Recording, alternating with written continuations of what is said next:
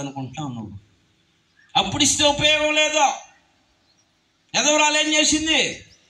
తనకున్న దాంట్లో మొదటగానే ఇచ్చింది. హల్లెలూయా, అవునా? సో నేను ముగిస్తూ ఉన్నాను. సో అది కానీ దేవుడు నీ దగ్గర కోరుతుంది నీ ధనము, నీ పొలము, నీ ఆస్తి, నీ ఉద్యోగంలో వచ్చే నీ రాబడి, నీ సంపదలో వచ్చే రాబడి. ఈ కాదు ఆయన కోరుతుంది. ఏం కోరుతున్నాడు ఆయన? నీ హృదయం. నీ హృదయాన్ని దేవుడికి అర్పిస్తావా? నీ హృదయం దేవునికి ఇస్తావా? నీ హృదయం దేవునికి ఇస్తానయ్యా, నా హృదయం దేవునికి ఇస్తాను, నా కుటుంబాన్ని కూడా నీ యొక్క ప్రార్థనలు తీసుకొస్తాను, నా బిడ్డలు ఇంటికాడే ఉన్నారు, నా భర్తలు ఇంటికాడే ఉన్నారు, నా భార్యలు ఇంటికాడే ఉన్నారు. తల్లిదండ్రులు చేసే పని ఏం తెలిసే బిడ్డలకి, అరే నేను చర్చికి వెళ్తున్నాను కానీ ఇదిగో అట్లేసాను, తిని టీవీ చూస్తా ఉండండి, ఆడికి వెళ్ళొద్దు.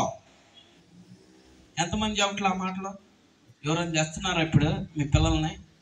ఈ నాలుగు దినాల సభల్లో తీసుకొచ్చి మీ పక్కన కూర్చోబెట్టి వాక్యం వినిపించండి. అది మీరు చేసే శ్రేష్టమైంది. అది దేవుడికి ఇచ్చే మీ యొక్క అర్పణ. అది మీ ధనాలు కాదు, మీ ఆస్తులు కాదు.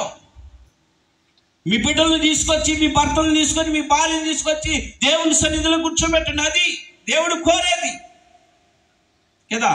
దేవుడు భూమిని మాటతో కలుగజేసాడు. ఈ భూమి అయింది. ఆయనకి ఏం అవసరం లేదు నువ్వు ఇచ్చేది, అవునా కదా? ఆయన కావాల్సింది ఏంది?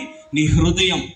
నీ హృదయం కావాలా, నీ కుటుంబం కావాలా, నీ కుటుంబంలో ఉన్న హృదయాలు కావాలా ఆయనకి. నువ్వు మారు మనసు పొందాలా, నువ్వు పశ్చాత్తాపడాలా, నువ్వు ఆయన రాజ్యంలో ఉండాలని నీ కోసం ఆయన తపన పడుతూ ఉన్నాడు. పిల్లారా, ఎంతమంది ఆయనకి హృదయం ఇవ్వాలని సిద్ధపడ్డవారు ఈ మధ్యాహ్న కాలంలో?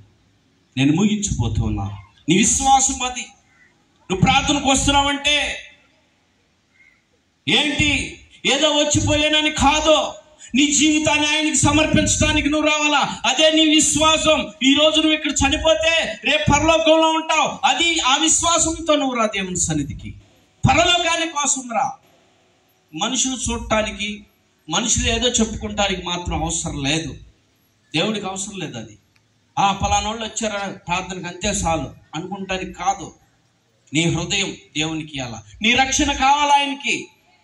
నీ కుటుంబం దేవుని సన్నిధిలో ఉండాలా. నీ కుటుంబం దేవుని మందిరానికి వెళ్ళాలా. నీ భర్త దేవుని మందిరానికి వెళ్ళాలా. నీ భార్య దేవుని మందిరానికి వెళ్ళాలా. నీ రక్త సంబంధికులు దేవుని సన్నిధికి రావాలా. అది ఆయన కోరుకునేది. అది ఇస్తావా ఈరోజు? నేను ఇస్తానయ్యా, నా కుటుంబాన్ని 4 దినాలు తీసుకొస్తా దేవుని సన్నిధిలో. నా కుటుంబాన్ని దేవుని మందిరానికి, ప్రతి ఆదివారం దేవుని మందిరానికి నడిపిస్తానయ్యా అన్న వాళ్ళు చేతులు ఎత్తండి. చేతులు ఎత్తండి. నిజంగా నా కుటుంబాన్ని దేవుని సన్నిధికి సమర్పిస్తా అన్న వాళ్ళు చేతులు ఎత్తండి. హల్లెలూయా. అమ్మా, 1000 రూపాయలు ఓటుకి 5000 ఇస్తానంటే ఎంతమంది ఎత్తుతారు? ఓటు ఉన్న వాళ్ళు చేతులు ఎత్తండి. 5000 ఓటుకి ఇస్తానంటే ఎంతమంది ఎత్తుతారు? నాకుందా ఓటు అని. ఈ 5000 5 నిమిషాల్లోనే అయిపోతాయి. కానీ దేవుని రాజ్యంలో శాశ్వతంగా ఉంటావు నువ్వు, అవునా కదా? దేవుని రాజ్యం కోసం నీ బిడ్డల్ని, నీ కుటుంబాన్ని సమకూర్చుకో. ప్రార్థన చేయబోతున్నాను. దేవుడి కొద్ది మాటలు దీవించును గాక. ఆమేన్. లేచి నిలబడదాం, ప్రార్థన చేద్దాం. తీర్మానం చేసుకో. నువ్వు ఎంతమంది తీర్మానం చేసుకుంటానికి సిద్ధపడి ఉన్నారు?